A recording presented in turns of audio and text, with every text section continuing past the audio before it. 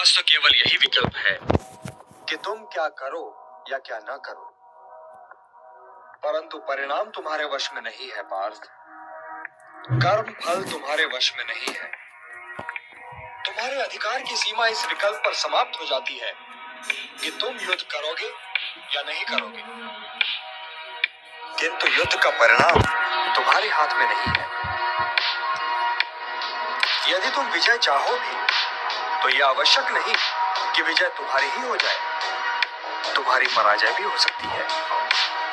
किंतु यदि तुम विजय से मोहित नहीं होगे तो पराजय से भी नहीं घबराओगे।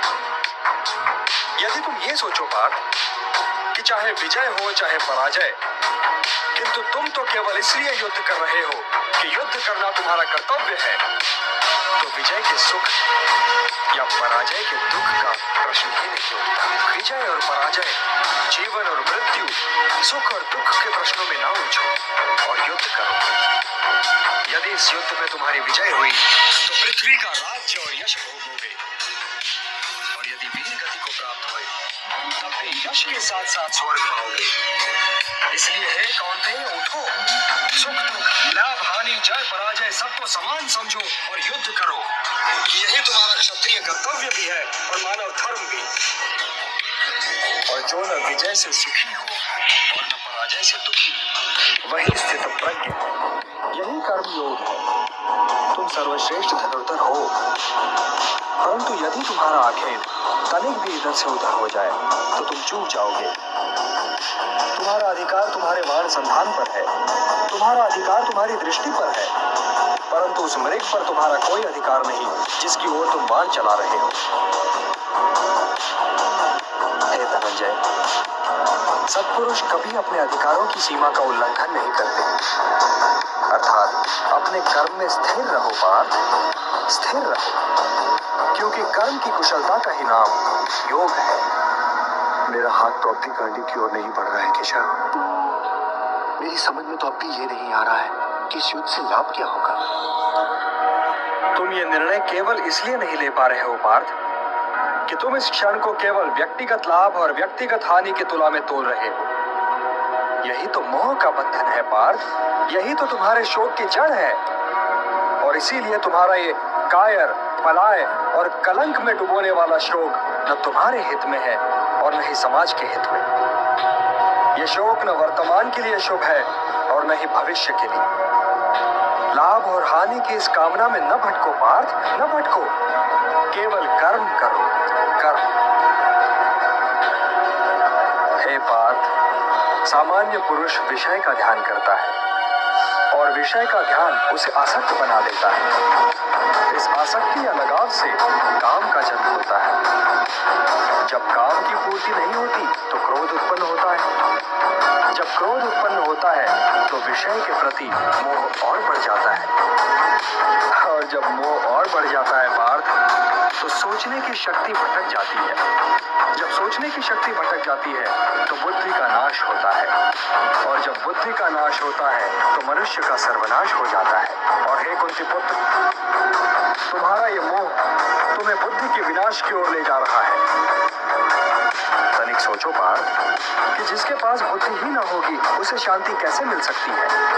वो तो शांति और अशांति में अंतर ही नहीं कर सकता, और जो शांति को अशांति से अलग तक नहीं कर सकता वो भला कैसे सुखी हो सकता है।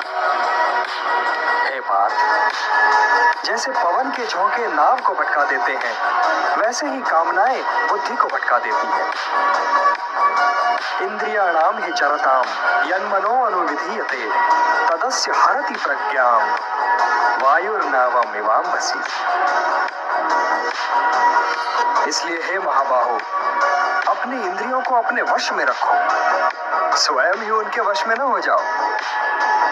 पार्थ, ये बात ध्यान से सुनो और समझो कि जब संसार सोता है तब मुनि जागता है, और जब संसार जागता है तब मुनि सोता।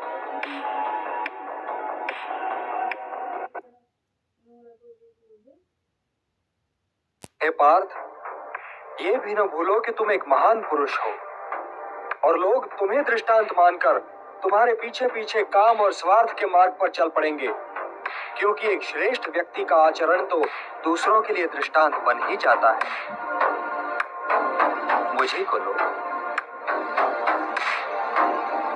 न मे पार्थास्ति कर्तव्यम त्रिषु लोकेषु किंचन नानवाप्तम अवाप्तव्यम वर्त एव च कर्मणि। त्रिलोक में मेरे लिए कुछ करना आवश्यक नहीं पार्थ, और त्रिलोक में ऐसा भी कुछ नहीं जिसे मैं प्राप्त करना चाहूं और प्राप्त ना कर सकूं। फिर भी मैं तुम्हारे सामने कर्म कर रहा हूं पार्थ, कर्म कर रहा हूं।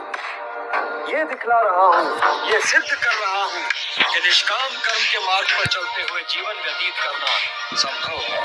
हे भारत, कर्म तो अज्ञानी भी करते हैं, परंतु केवल अपने निहित स्वार्थ की दृष्टि से।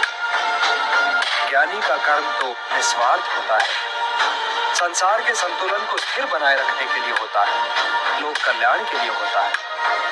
इसलिए हे पार्थ, अपने मन पर कोई बोझ न लो, अपना कर्म मुझे अर्पण कर दो और ये धर्म युद्ध करो। कर्तव्य पालन के मार्ग पर तो मृत्यु भी कल्याणकारी हो जाती है। यदि पितामह, गुरुजनों और सगे संबंधियों का तुम्हें वध भी करना पड़े, तब भी तुम्हें पाप नहीं लगेगा, क्योंकि कर्तव्य पालन पाप रहित होता है पार्थ। कर्तव्य पालन पाप रहित होता है। यदि वे वीर गति को प्राप्त हुए तो उनकी मृत्यु कल्याणकारी हो जाएगी, और यदि तुम वीर गति को प्राप्त हुए तो तुम्हारी मृत्यु। इसलिए हे पार्थ, युद्ध करो, क्योंकि धर्म का मार्ग पाप का मार्ग नहीं हो सकता। पाप की बात निकलाई है तो ये बताइए किशन, कि कभी कभी मनुष्य पाप करने के लिए इतना विवश क्यों हो जाता है? उसे कौन विवश करता है? उसे विवश करती है